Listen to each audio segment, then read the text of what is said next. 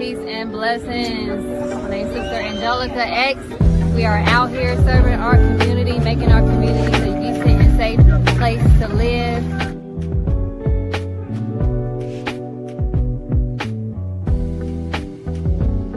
Thrive and nurture from a deep knowing that healing isn't a destination. We gotta remember that.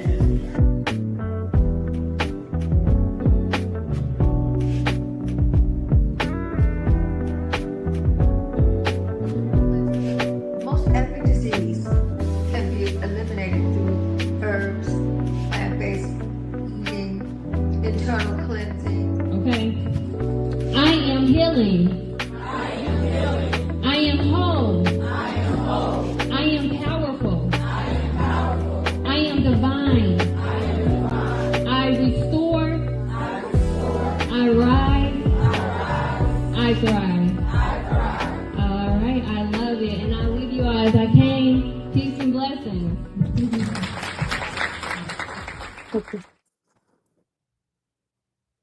Assalamu alaikum, family. Peace, healing, and light. And welcome back to another episode of Healing with Angelica podcast, where we discuss all things healing. And if you are new to the show, welcome, beautiful souls.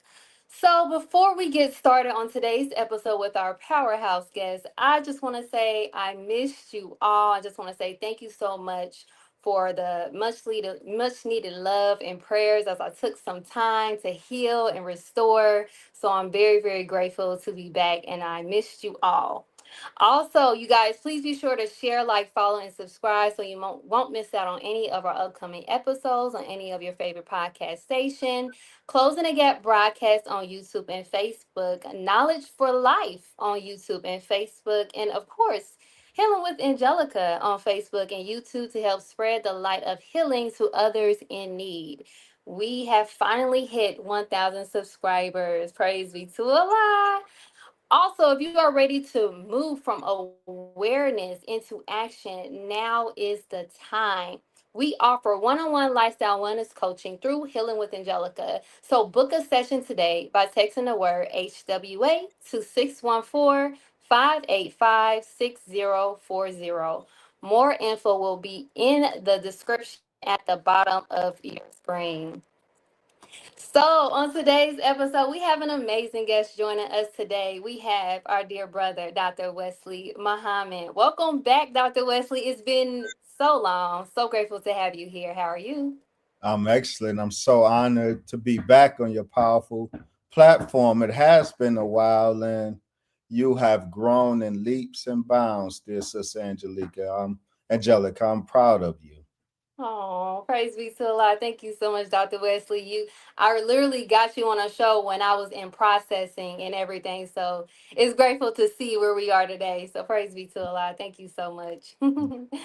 All right. And for the viewing audience who may not know who Dr. Brother Wesley is, I'm pretty sure you all know. However, we need to get into this topic today. So if you do not know who my brother is, please be sure to view the bio in the above description. Now, let's get started on today's episode Reclaiming the Narrative UFOs, Black Guys, and the Awakening of Our People. And please, for my audience, do not hesitate to put any questions you may have for our guests in the comment section below. So, today's conversation is one that really makes us pause and ask deeper questions about perception, memory, and how truth can be shaped or even distorted over time. We're diving into the Ariel School incident of 1994, where over 62 children in Zimbabwe witnessed what they described as a close encounter. What makes this story so powerful isn't just what was seen, but how it was later interpreted, retold, and in some cases, possibly altered. Were these children simply imagining things, or is there a deeper layer here about above influence, narrative control, and whose voices are truly heard? We're also going to explore the role of investigators, how testimonies shift over time, and the importance of preserving truth, especially when it comes from the purest voices, our children. I'm honored to have my special guest joining me today, who is going to help us unpack this and bring us insight and also challenge us to think critically. So let's get started. Oh my God, Dr. Wesley, before we get started, this is a blooper. When I say such a beautiful report, I felt like I was in the report, just taking in the actual moment of what happened that day and throughout the first couple of days of what happened in Zimbabwe. So Thank you I think, for sharing that. yeah, it was very detailed, and I loved it. So I just wanted to Thank, give you flowers on that. thank you, thank you, thank you. Thank you, one, for reading it. Right? Yes. We, I know we're not readers, our general population, like we should be. We do a lot of talking. What I appreciate about you is on podcasts where it's for us to verbalize our thoughts, but too often these platforms are unprocessed thoughts that are verbalized. Mhm. And so you took the time to do the reading, and I appreciate you for that. That's a very responsible use of, excuse me, of the platform. I personally don't like to hear. I think there's too much. There's too many podcasts because there's too much unprocessed verbalized. You know, Mhm. talking for the sake of talking. So thank you for being studious, whether it's my work or others, preparing for the conversation by actually doing the work, reading. This is that's what makes these platforms valuable. Absent that, internet platforms are just talk, Mhm. unnecessary babble. And there's too much of that. There's too little of what you represent. So kudos. Praise be to Allah, Dr. Wesley. Thank you so much for that. Now, I want to go ahead and get started. It's like so much to unpack just within this report. And I just wanted to just dive in deep with the first question. And just like I have it on the screen, you guys, please, you guys have any question, do not hesitate. Do not hesitate to put your questions in the comment section below. So I just wanted to just spark your interest as to what was it that sparked your interest to re-examine the aerial school incident. Well, it was always on the list because that's the nature of what I do in this particular field. I would be what you would call a revisionist ufologist. Right? A ufologist is one who studies and writes on the UFO phenomenon. Revisionism, or a revisionist, is one who revisits an historical narrative and challenges it and impeaches it based on new or suppressed data. And I have produced a alternative, a revisionist history of pretty much all of the major landmark events of modern ufology. The- because all of them in their current popular narrative are wrong. The Hmm. Battle of Los Angeles, February 1942. The Roswell crash, July 1947. The Roswell of Britain of night December 1980. Mhm. All of the major events, the signpost events of modern ufology in our book, the two books now, Chariots of the Black Gods, Mhm. we revised the narrative because the popular narratives are based on lie by omission Mhm. and lie by commission. So it was inevitable that I was going to get to the aerial UFO incident that took place in Africa. Mhm. And this is such a um, clinic case. The aerial case itself offers a clinic on, as you nicely worded it, narrative control, narrative manipulation. Mm-hmm. This is the most transparent case of narrative manipulation. This lies not just by omission, but lies by commission, by the deliberate alteration of words. Mm-hmm. And so the aerial school incident is a perfect study because it illustrates the truth of the black gods at the root of this phenomenon, and it demonstrates the lie that modern ufology represents. Absolutely, absolutely. Praise be to Allah. I definitely agree with that. Um, it also made me think about just how the narrative being so distorted, and how even just with us through time, how our own narratives as Black people here has been distorted as well. So it just made me reflect on that. Well, of course, this is Mhm. not separate from, it's a part of the distorting of black folks here There you history, go. right? That's precisely why there's so much deception in ufology. Yep. I have said the last best kept secret of ufology is the Asiatic blackness of the Mhm. pilots. This new era of disclosure that we're in, government disclosure that we're in. This disclosure is disguised deception. Mm. But the deception they are willing to give us, the UFOs. Yes, we deceived y'all all these years. We said there was no UFOs. It was swamp gas. No, Mhm. we always knew it wasn't swamp gas. The UFOs are real.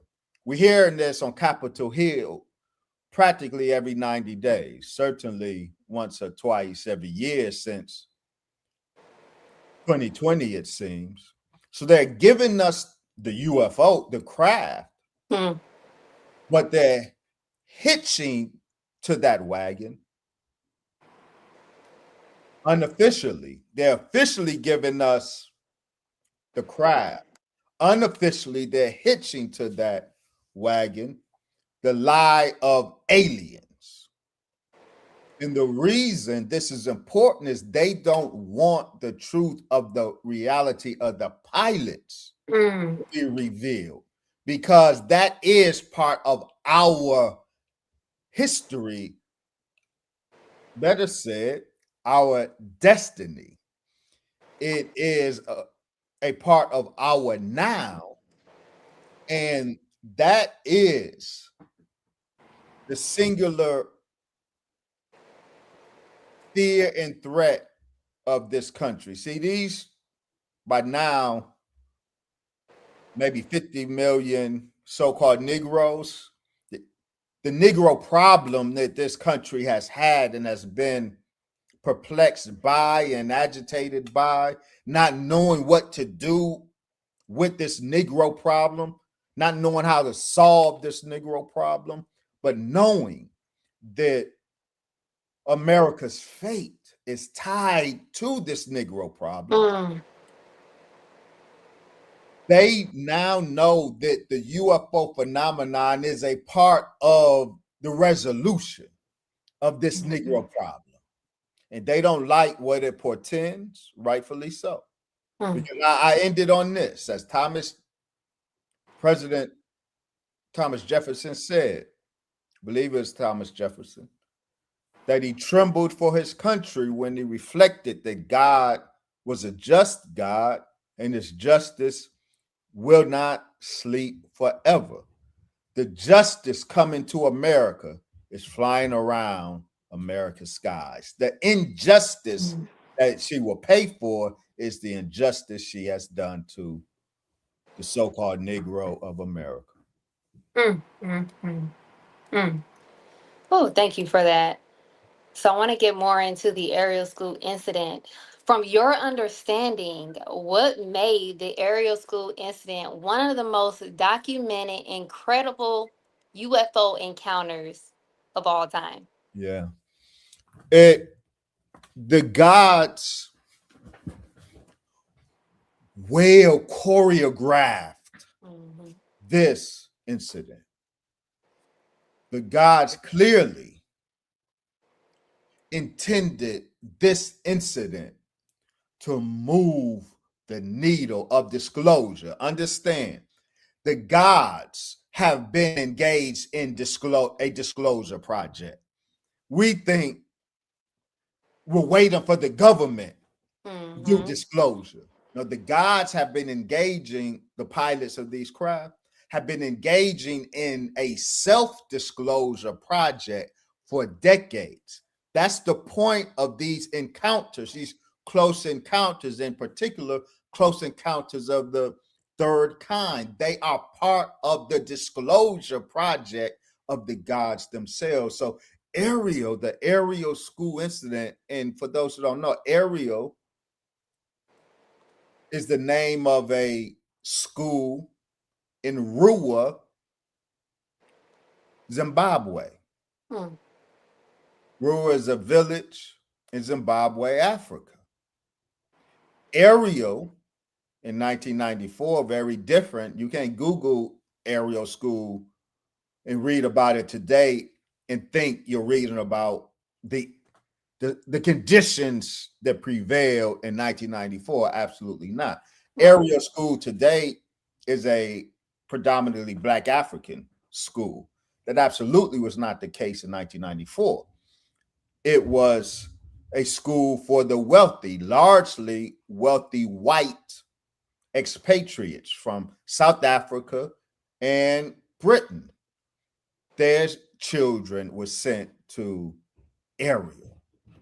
It's a wealthy school. So the gods chose this, choreographed this incident of disclosure so well. Right? The mothership made an appearance the 2 days before. Yep. This incident really began on Wednesday, where the climax occurred on Friday. Hmm. The incident, it was a multi-day incident. It began on Wednesday, where the mothership itself and baby planes Hmm. made an appearance, a display throughout Southern Africa, shaking the southern portion of the country, serving notice, getting everybody's attention in a big way. The mothership, the mother wheel, I mean, a fleet of baby planes flying around Southern Africa. All the phones are buzzing, the news is buzzing. So the guys got their attention.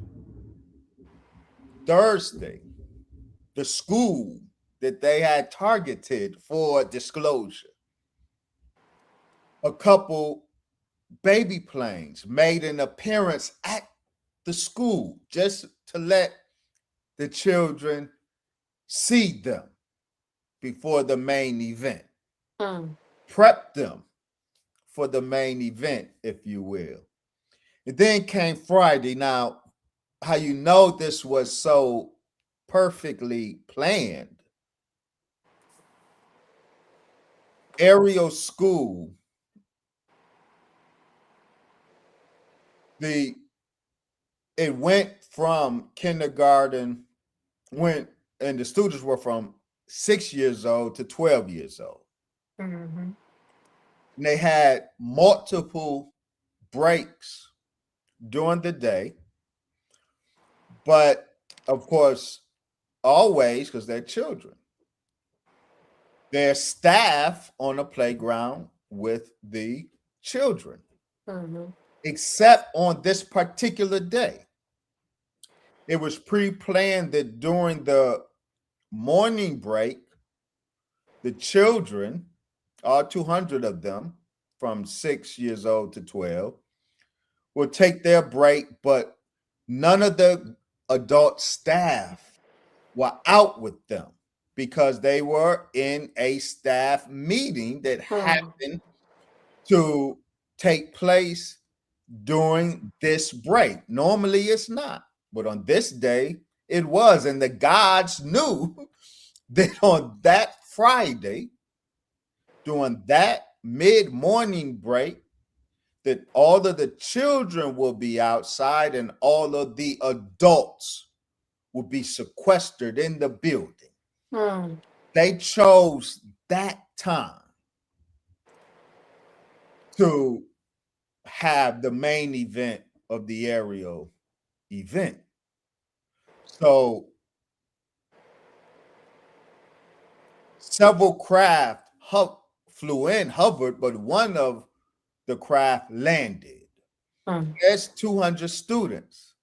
They're saying that they're excited, and around 60 of them managed to get to some distance to the craft. But again, how they choreographed it so perfectly.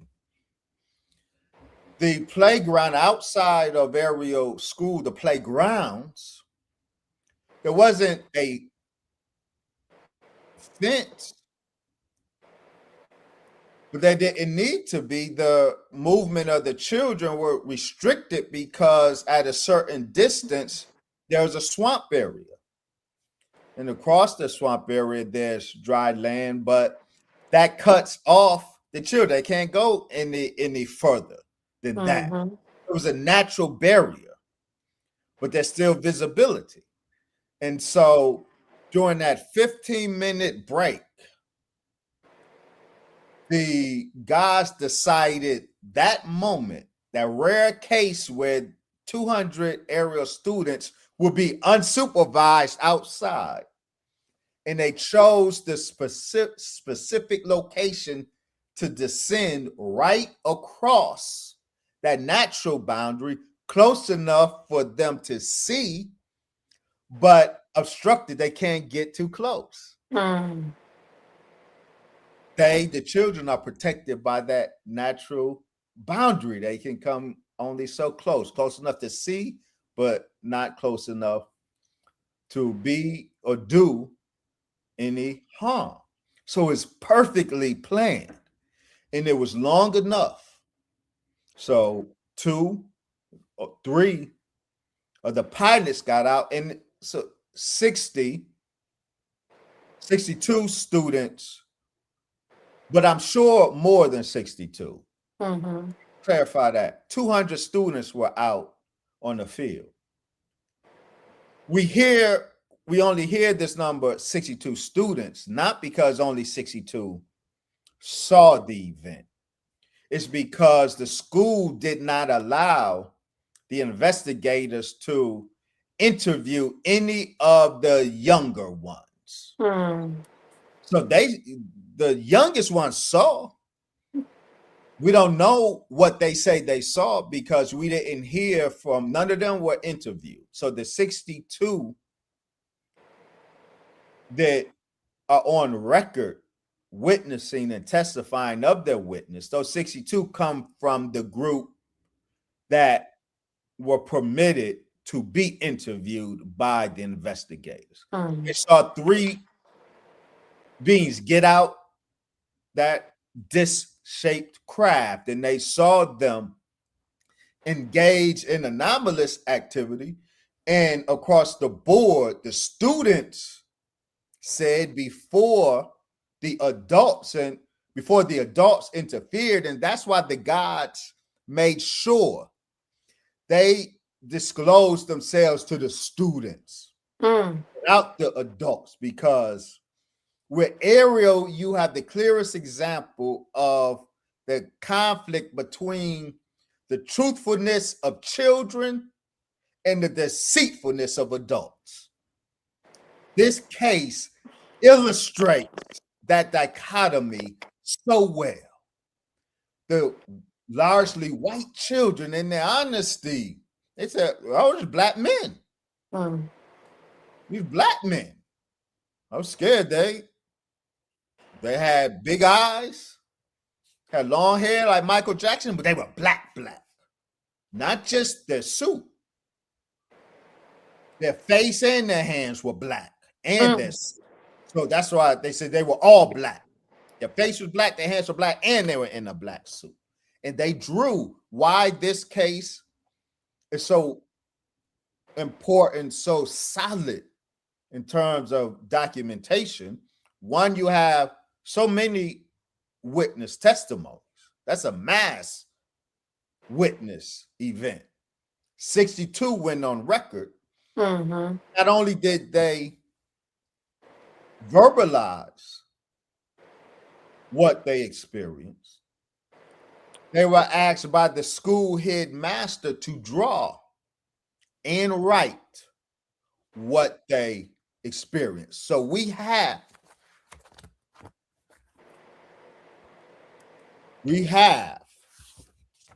the images that they drew. Mm-hmm. Right? I mean,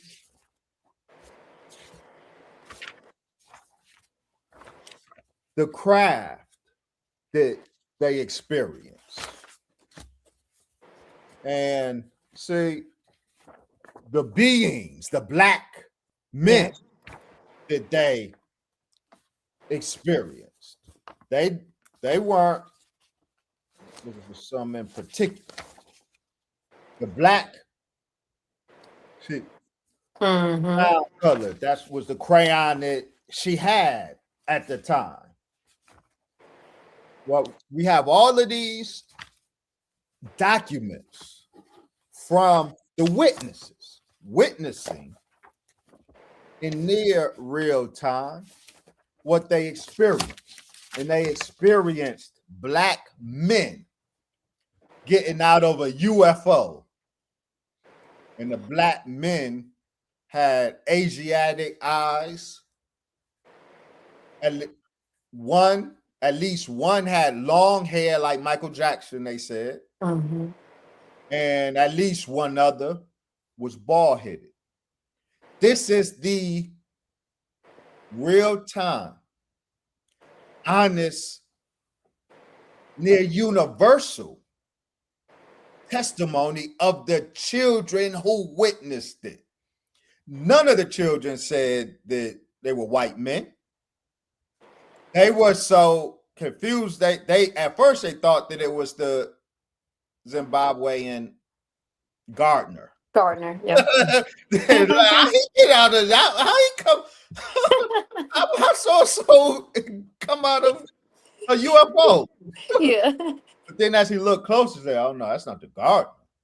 His eyes are too big in there. In his hair ain't like African hair. Mm-hmm. You know, African hair, but that long Michael Jackson hair, that's our gardener don't have that. So it's a solid case, multiple. So we have BBC. This event happened Friday. The children told all of their staff immediately, the headmaster. So we got real-time accounts. They went home for the weekend, told their parents by Monday, BBC was on site interviewing the investigators. Now, the investigators, the minute the adults, the investigators, and in particular, the ufologists, Yep. the minute ufology got a hold of the case, it was bastardized. Yep. Ufology. You can't even blame this on the media. The media, BBC, was more truthful and honest about this account. It was ufology that hijacked the aerial school incident. And in particular, Cynthia Hines, the MUFON ufologist. So I'll write about the crimes of Cynthia Hines. She was criminal, from my perspective, criminal in her handling of the testimony of those children. Mm, mm, mm. I couldn't wait for you to get to Miss Cynthia Hines. She was something else. Yeah, yeah. Yeah, so wow. And hey, if you guys do not have this report, please be sure to get it. Dr. Wesley, please let them know how they can get this report. It's very detailed and it's very critical for our understanding of our past and our future. Yeah, this is the report. I don't know if you could see it. Aerial Revisited, how the most important UFO event in Africa was covered up by ufology. Mm, The government didn't cover this up. Ufology covered this up. mhm. The report is 76 pages. You can order it. Send $10 to my Cash App, $D.R. Wesley.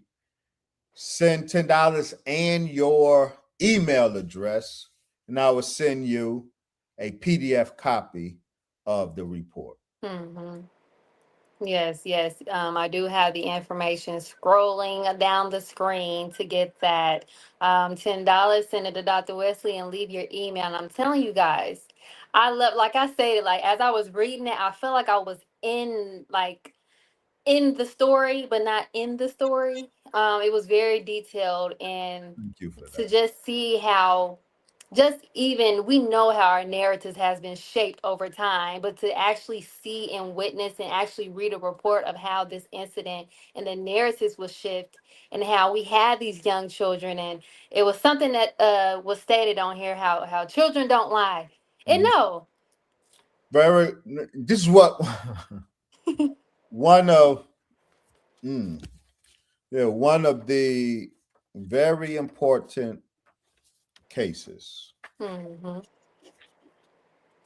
Lisa, one of the key Yeah. figures, both as a student witness, as a child, and as an adult today. Hmm.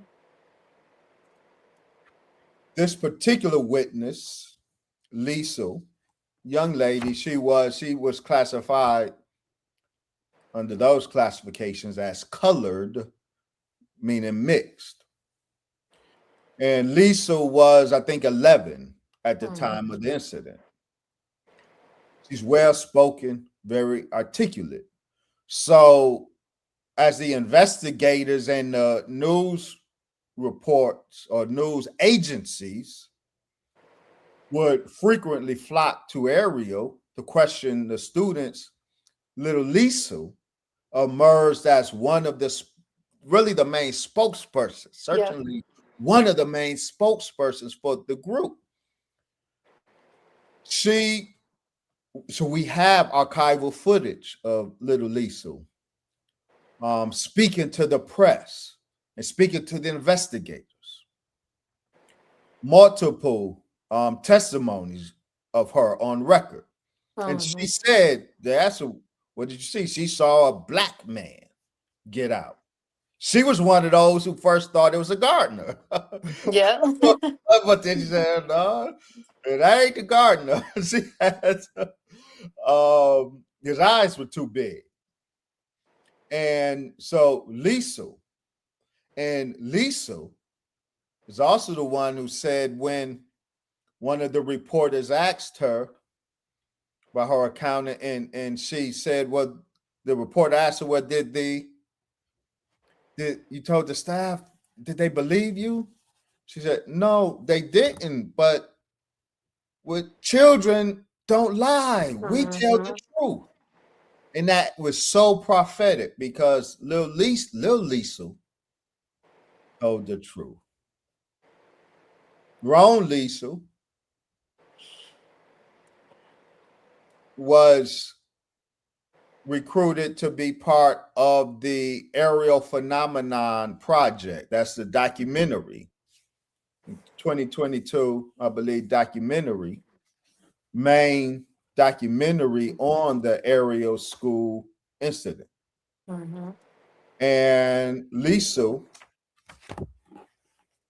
along with her colleague Salma Siddiq, who Yep. was also was a black girl, then a black woman. Now, these two sisters were the main persons doing a promo for this project. The white man recruited them, the producer of the project, Nicholson, I believe. And they were the faces. They did the promotion for Randall Nickerson is the producer of Aerial Phenomenon, and he recruited them. And for years leading up to its release, these two sisters, Hmm. Lisa and Salma, were the ones presenting their experience as part of the promo for the imminently released documentary. And these adults now give accounts that totally demonstrably conflict with their testimony as children. Hmm. And so Lil Lisa told the truth, adult Lisa not so much. Not so much. Hmm. While little Lisa said, as all of them said, they were black men and they drew black faces. Adult Lisa said it was a white face. Hmm. Never Absolutely. heard Yeah. that It from went. her as Hmm. a child witness. We never heard that. We didn't hear that from any of the other witnesses. Only adult Hmm. Lisa and Salma. Yes, absolutely. Oh, And as lie. hmm I'm sorry. Go ahead. no, you're fine. You're fine. As in the report, it gave just the three interviews that was done with Lisel, if that's how you pronounce her name, when she was a child, before we got a recent for a recent interview was made of her as she was an adult, and how um and that's a I'll ask this quick question because I see we do have questions and want to make sure we get as much question in as we can. But do you honestly would you say that during time that maybe her recollection of the incident was I'm sure. just misremembered on her Misremember own, or was it uh, with okay. help. It was both. Mm, It was both. Now, Lisa and the others were coached from the very beginning mm-hmm, by Cynthia Hines. We see her in real time coaching and directing this young student she's interviewing. She's not just interviewing, she's not just trying to solicit information out of them. We see her putting information in them. mm-hmm, So it was Cynthia Hines that introduced the white faced alien from Ariel. She did it on the basis of doing violence to a student's testimony. She and her assistant put the white faced alien into the atmosphere. So, as student witnesses grew up, such as Sister Salma, such as Sister Lisa, they, I'm sure they internalized some of it, and the black pilot's narrative. You heard it nowhere in ufology. Nobody was getting on television to say it. No one was recruited and hired to be on any documentaries saying anything other than what ufology has accepted as recognized UFO occupants. Mm-hmm. So there was tremendous pressure to conform to ufology's orthodoxy. So that pressure, we know in other cases how that pressure forces a misremembering on the witness themselves. I do not charge our sisters with maliciousness. I know they were coached. Now, the aerial phenomenon documentary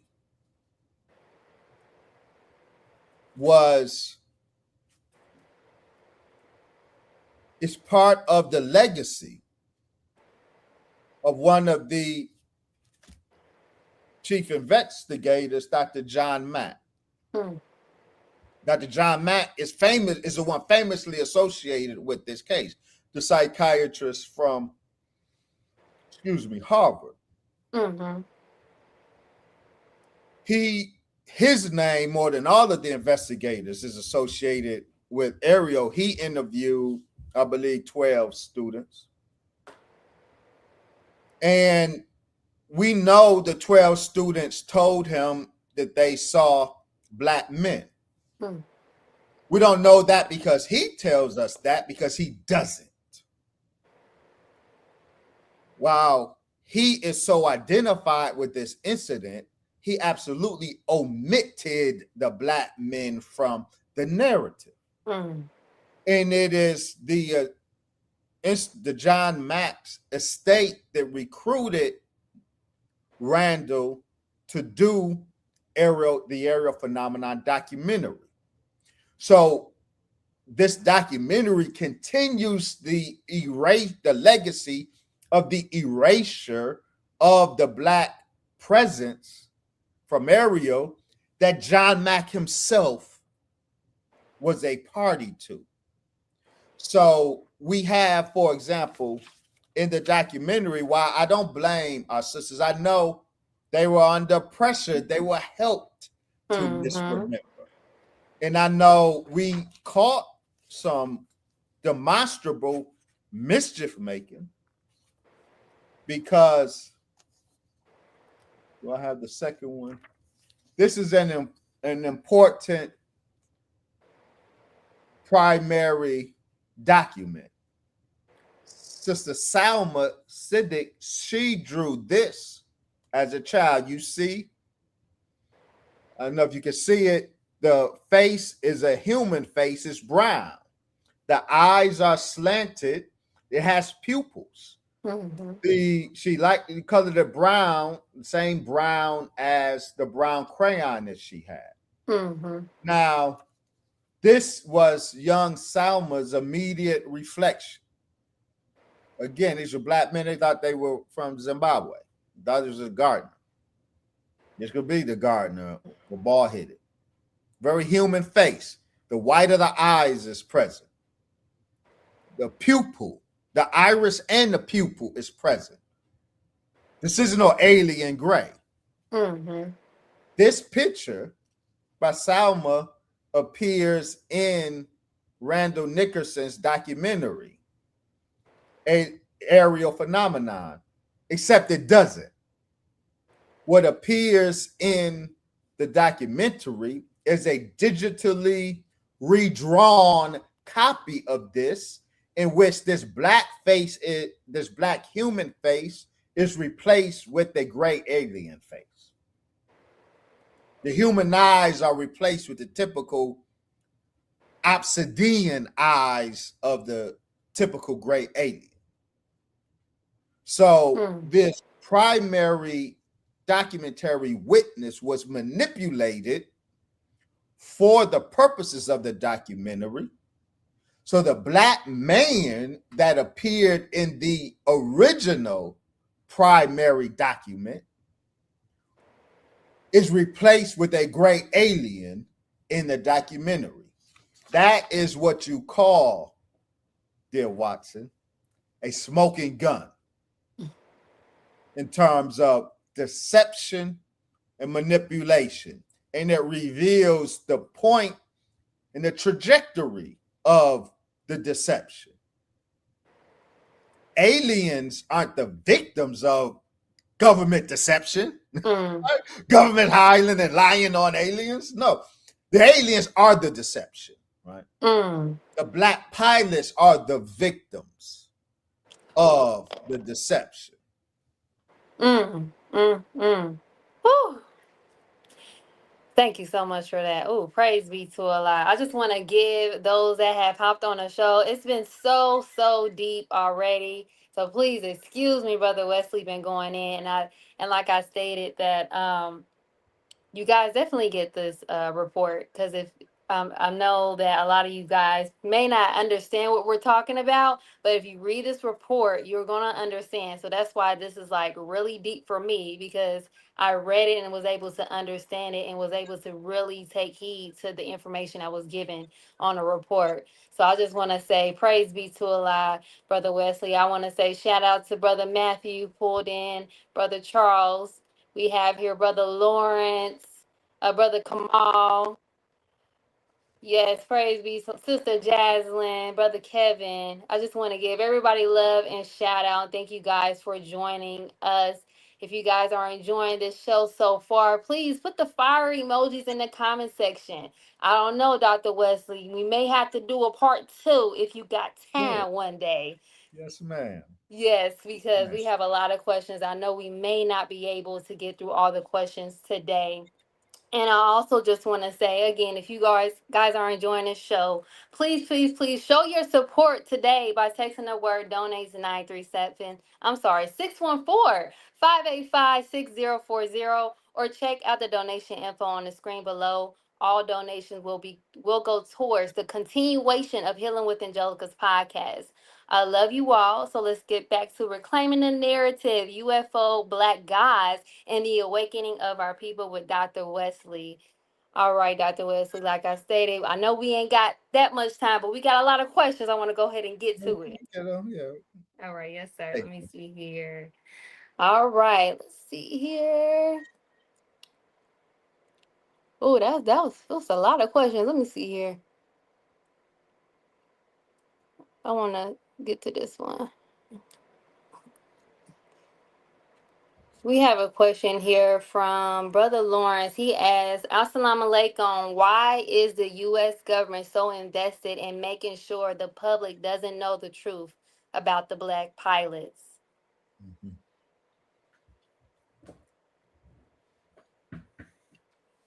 For the same reason,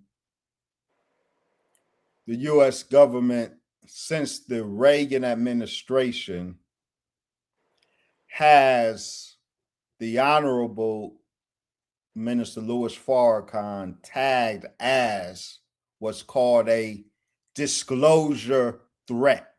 Mm, Again, we got to go back to this Negro problem mm, that is the Achilles heel of this country. The government came to the knowledge and understanding that this country's fate is tied to this Negro problem. These black people in America that they enslaved.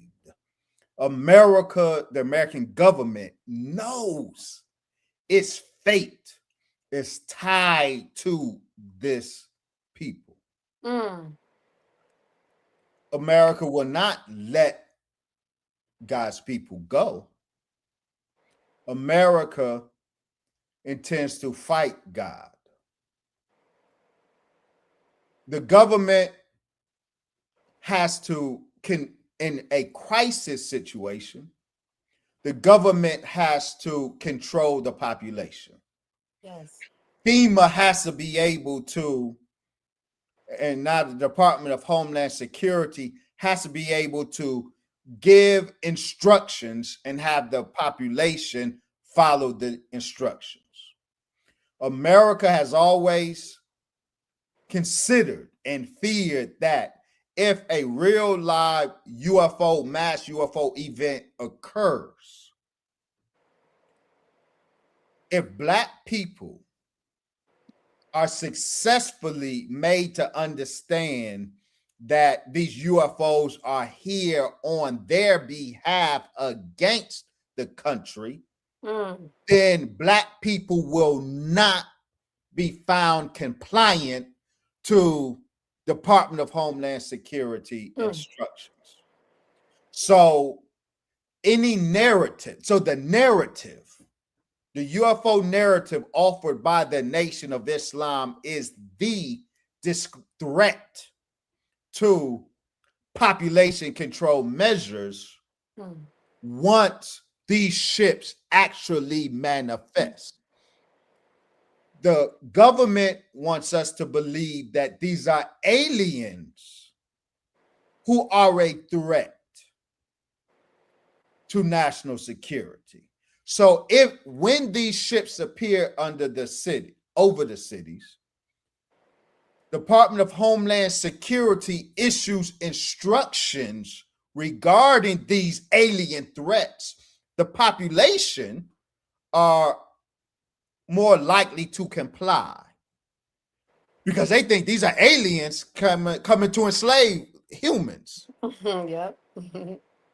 But if Black people know that these are Black gods coming for our salvation to exact justice on our enemy, then you have a population of 50 million Black people who will totally bust out any Homeland Security controls attempted. So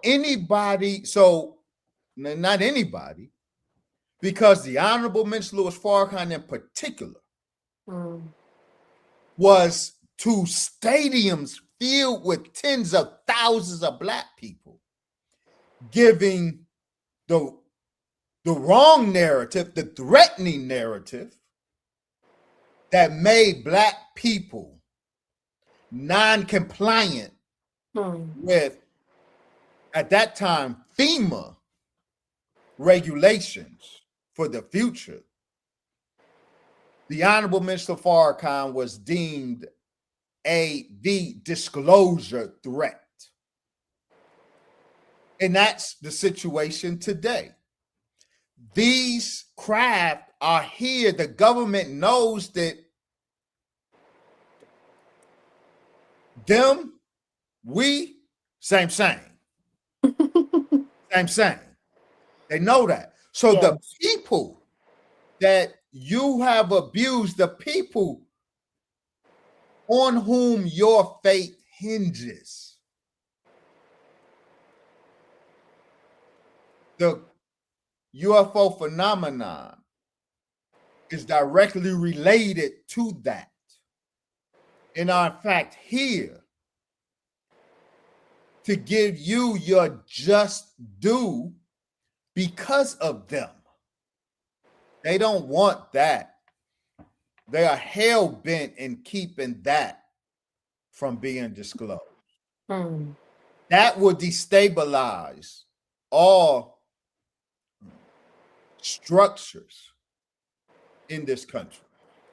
That disclosure will force a reevaluation of religion, force a reevaluation of anthropology, because these are aliens, these are humans who have been sequestered, humans who are on earth with you that you knew nothing about. They existed in stealth. They are human lineage that's distinct from your human lineage. You won't find this human lineage written of in any anthropology book, but it's a bona fide, demonstrably human lineage that coexisted with you in stealth for the entirety of your existence, and you knew nothing about. For them to be disclosed turns the whole anthropology paradigm on its head, the whole historical paradigm and the whole religious paradigm on its head. So this disclosure, an alien disclosure, it's only mildly problematic. All right, we have to face that there are other beings in the 76 quintillion miles of the universe somewhere. Okay, that don't change nothing here on Earth. Mm. It does not revise any racial or social hierarchy, change nobody's politics. It does nothing but make us a little humbler in our place in the vastness of space. But the truth of the matter, there's this human lineage on Earth that's superior to you. Mm. You didn't know anything about, that trumps all of your knowledge and scientists, a human lineage that shares this earth with you. And they're Muslim.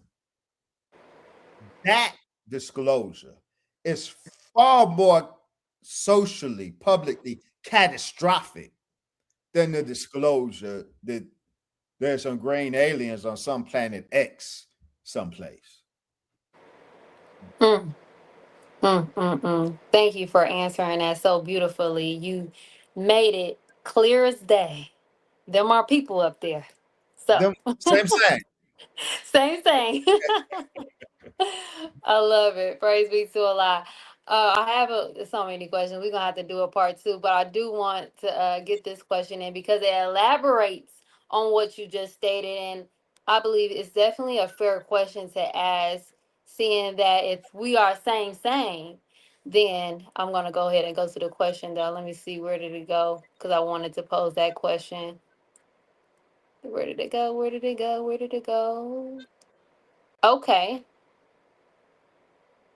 We have brother or sister Alive Cadit said, if the baby planes are here for black people, why don't they take more direct action on our behalf, like intervening in African nations or police brutality incidents in America? Yeah. They absolutely have taken action on our behalf. You just don't know what to look for when you're looking for action. Mm. I assume by action you mean why don't the baby planes, when our dear brother was killed in Minneapolis, what's our brother's name? Who was recently killed? That sparked all of the riots. I don't want to say George Floyd. That wasn't him. Was Yes, it George George Floyd. Floyd? George Okay. Floyd. That's his name, right? George Floyd. Yes. If we're wrong, somebody correct us. But I know he started a lot of riots. Yeah. Well, he did. Let's not Oh put that well, on yeah. him. He did. He was murdered. Yes, right. So I guess our questioner might have thought that they killed our brother. Why didn't a wheel come and blow up the police station? No, God doesn't direct act like that. That's not how God's direct act looks, but God directly acts.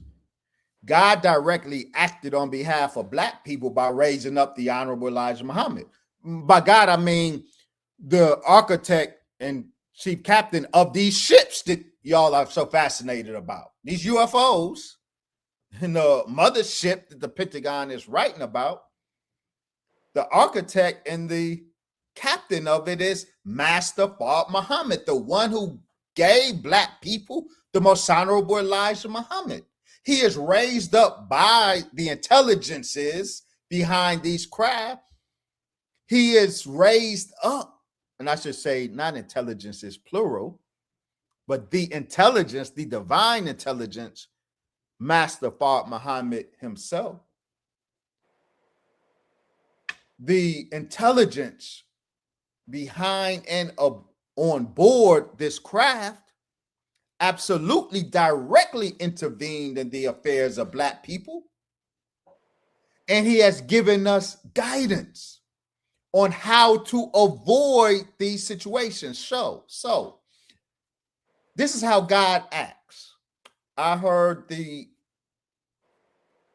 Honorable Brother Minister Farrakhan say how God wants us to agree with him. And he gives this example. You know, when the angels came to Abraham before destroying Sodom and Gomorrah, they knew how wicked Sodom and Gomorrah was. So God came to Abraham, God and two angels. And God, the man in memory, and God let Abraham know he's going to destroy Sodom for their wickedness. Abraham didn't agree. Abraham wanted to spare the people. God could have said, stand down. I done made the decree. I know these people. I know what you know not. I know that level of wickedness that even you, my servant Abraham, the best of my servants, that even you don't know. So stand down. I got this. He could have, but he didn't do that. He countenanced Abraham.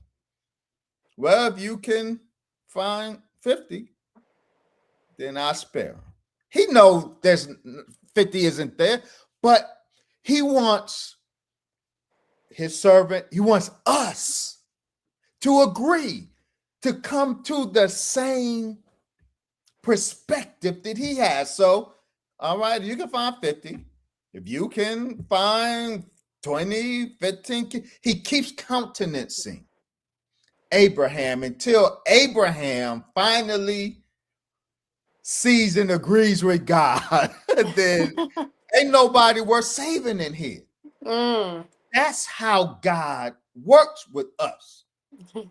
He don't just do so. He has given Black people in America and in Africa the knowledge. He has the warning that would allow us to avoid certain situations. But he wants us to agree with him. And until we agree with him, see, Abraham each time had to bump his head against the reality that he was in denial of, right? That there's no people here worth saving.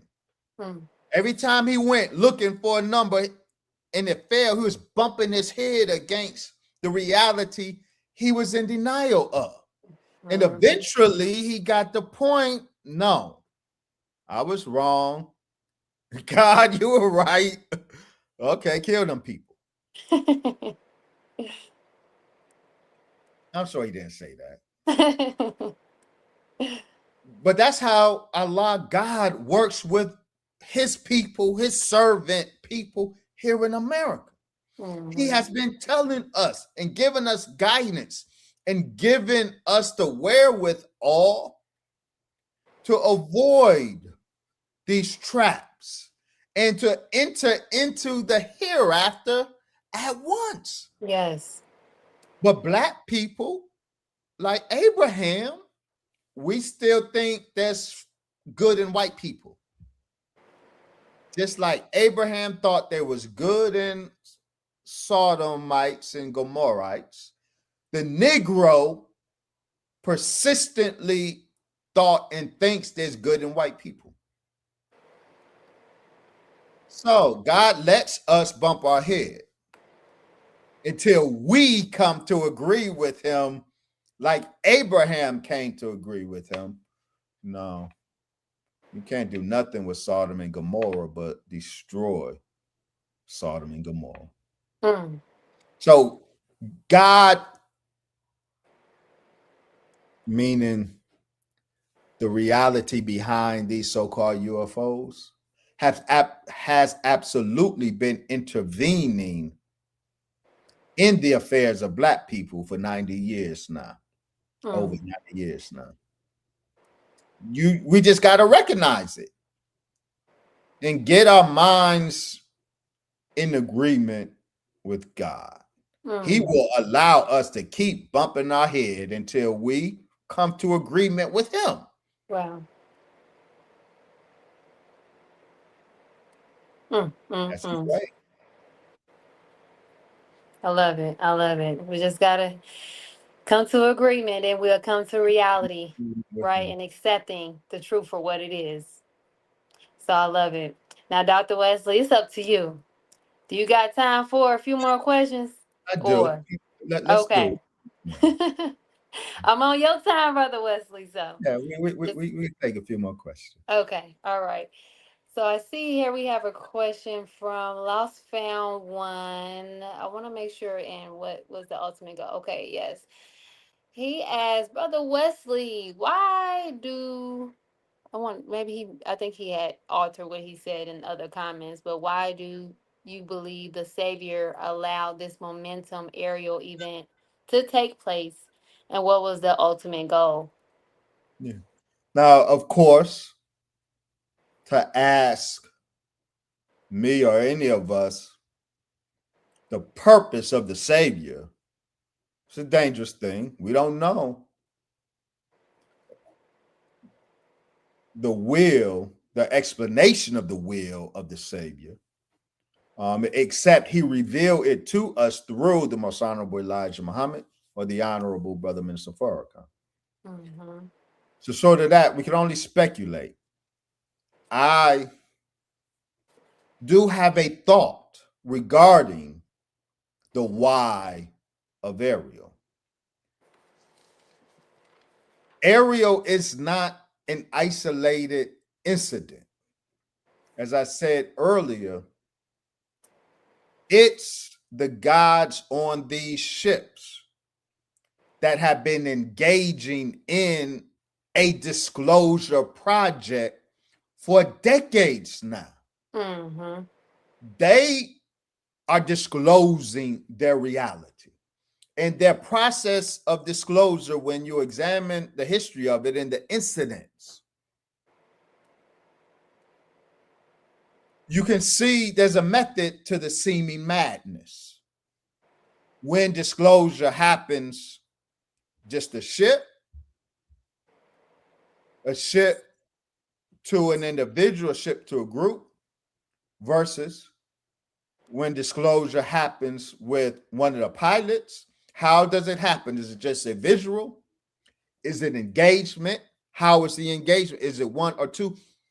They're different types, but all of them make mathematical sense. So the gods want, they didn't leave it for the devil to lie on who's flying them. The gods have been disclosing themselves. Yep. God has been disclosing himself and these craft, the reality of these craft for decades. They've been engaging in a self disclosure project.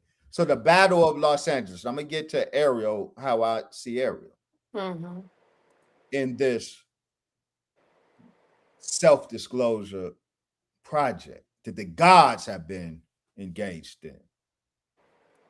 When the mothership, the mother wheel, and the fleet of baby planes appeared over Los Angeles on the eve of Savior's Day, 1942, when America was engaged in hostilities, World War II hostilities, you know, wheel in a fleet of baby planes appeared over LA and went from from one end of the coast all the way north down the coast. And the wheel slowly, majestically traversed the coast, the frightened Americans, blowing their artillery, hitting it dead in center and doing nothing. And the wheel and its fighter planes dropping no bombs, sending no retaliatory bullets back, just slowly like a king, absorbing it and coasting from the southern coast to the northern coast and then backtracking. Mm. That was a moment of profound disclosure. The wheel and the baby plane, God introduced to the United States of America a measure of his might, not his offensive might, but defensive. I can absorb all that you got and be totally unmoved by it. So that was a grand moment of self-disclosure. Allah decided to gift the West first wanted a craft to study in 1933 in Magenta, Italy. Allah gave them, that was the first calling card Allah gave them, was in 1933. Gave it to Mussolini. Eventually it made its way to Hitler's Germany, and eventually it made its way to the US. And that craft that God gifted them, that baby plane that God gifted them in 1933, and that was obtained by the US, that became the basis of America's atomic bomb. By studying the atomic science of that wheel, America was able, Germany first split the atom, and then America was able to build this atomic bomb based on those secrets that they were allowed to extract from the gift that God gave them of the craft. That was a disclosure moment. 1947, Allah didn't just give them a craft, he gifted them the pilots, the bodies to study. And they did. Roswell happened. God gifted them the remains of a craft and pilots. You say, how can a baby plane crash? Well, it don't unless it intends to. Where do you think the Japanese got the principle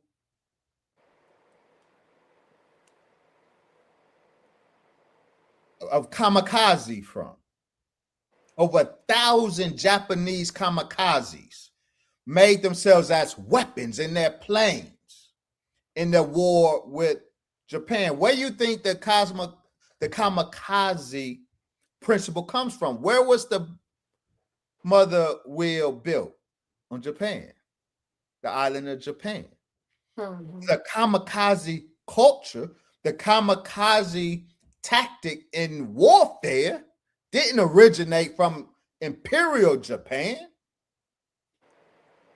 God sent that, the Savior sent that baby plane and its pilots to the earth for the enemy to study. So they had the pilots and they had the proof of the black, they had the craft and they had the proof of the black pilots, confirming what the FBI got out of the Honorable Elijah Muhammad in 1942 after they arrested him after the Battle of LA.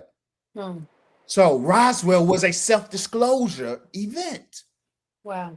Battle of LA was a self-disclosure event. The gods have been engaged in a self-disclosure project from the beginning. Aerial of 1994 was a self-disclosure event. They chose the location scientifically. They chose the witnesses. Yeah.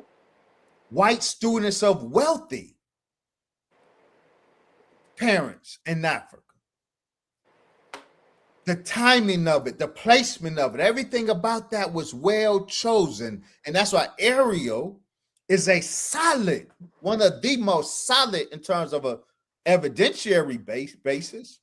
The Ariel incident is one of the most solid close encounter of the third kind incidents on record. The gods did that. And they showed themselves just enough long enough to burn that image in the mind of all of those students, but not long enough where the adult staff will come out, or you will have too traumatic an impact Hmm. on those young students. So it was choreographed so perfectly, so mathematically. It was a self-disclosure event. And because of how it was choreographed, it is one of the most solid close encounter of the third kind mass events on record. They determined that they did that on purpose. So that Hmm. so I understand it as it was intended. They knew it was going to be a foundational, solid close encounter event on record, which is what they would have wanted as in terms of the self-disclosure project, I imagine. Hmm. Hmm. As you were talking, I was thinking about how you were going back through those different self-disclosure events that has happened during time, and that made me think back on when you just brought up the story of was it Abraham or Adam? Abraham, I think. Mhm. Um, and it wasn't until he was able to realize himself that, okay, yeah, maybe we're not gonna say it like that. Oh, maybe you need to go ahead and destroy him. So that made me think about how these self-disclosure events has happened over time. Could this have been a mercy for us to give us time to Absolutely. just, it made me think it's a mercy. Those self-disclosure events was a mercy for us. How I Absolutely. think. Yeah. Absolutely was a mercy. Allah, the Savior, in his tremendous mercy, has been so patient with us. He traveled 9,000 miles Mm, for us. We are his purpose. He's been so patient with us.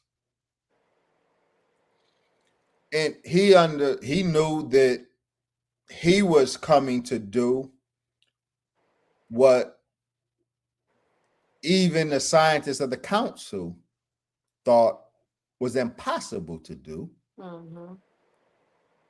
and that is transform this so-called Negro who is made devil,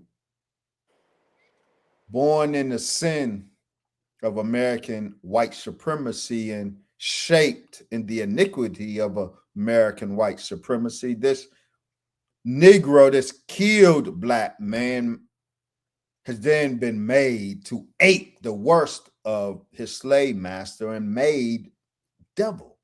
Mm, And the Savior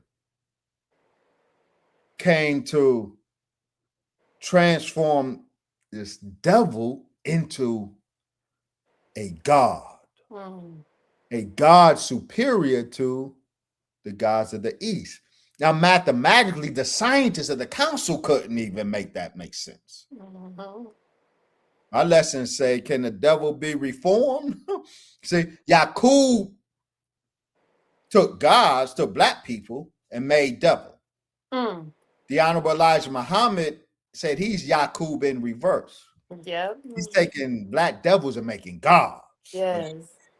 Right?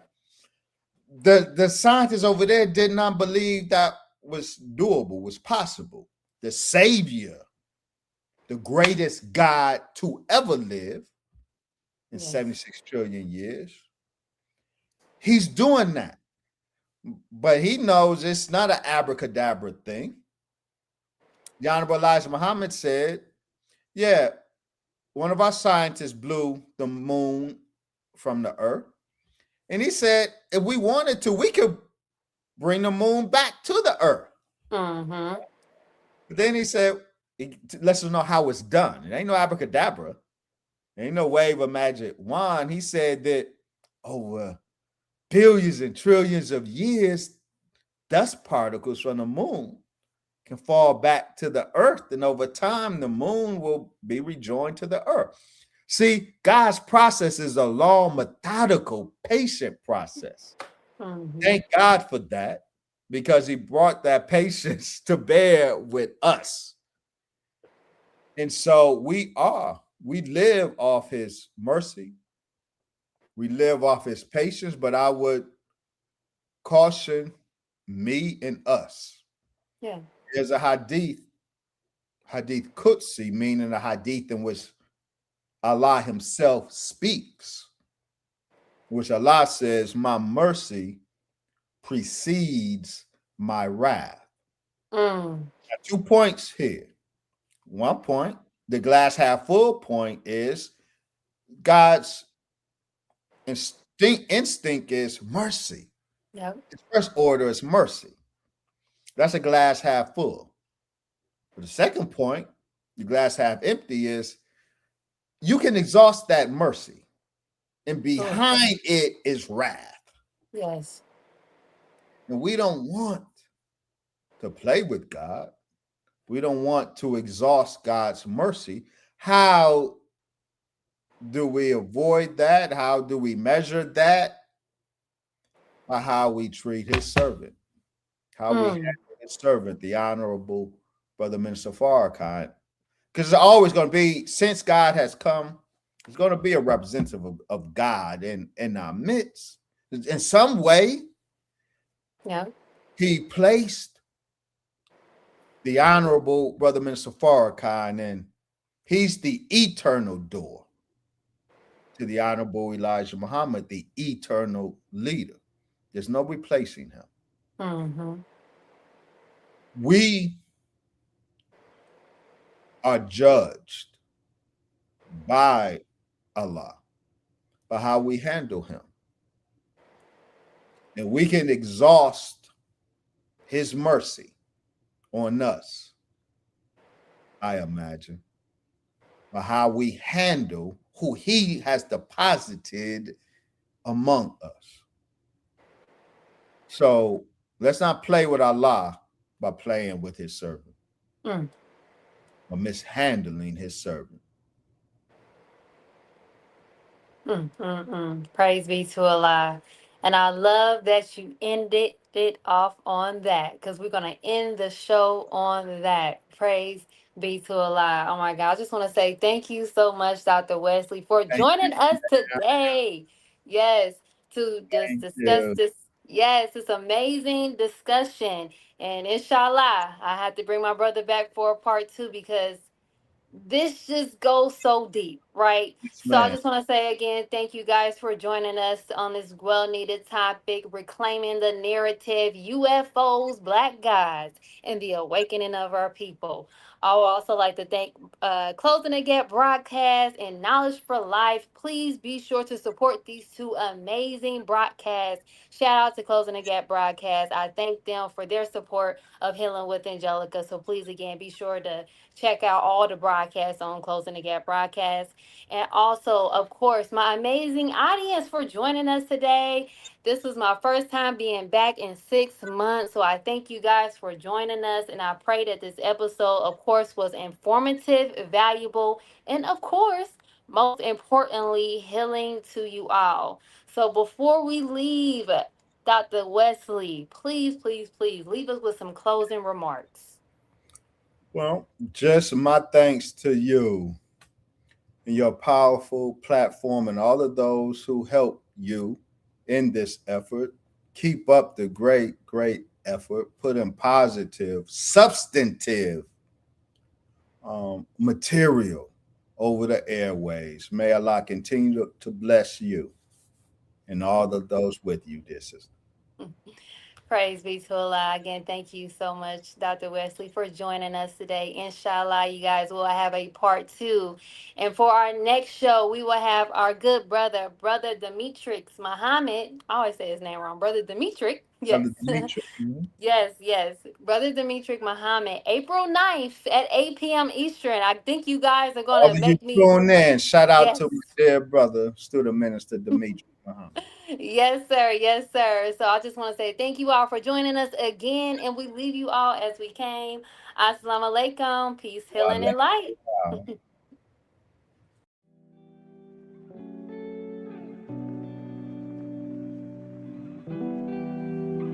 Peace and blessings. My name's Sister Angelica X. We are out here serving our community, making our community a decent and safe place to live.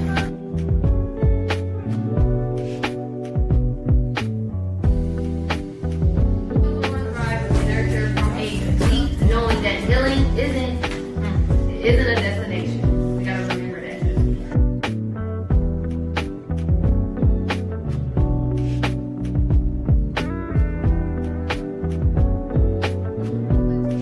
Most every disease can be eliminated through herbs, plant-based eating, internal cleansing.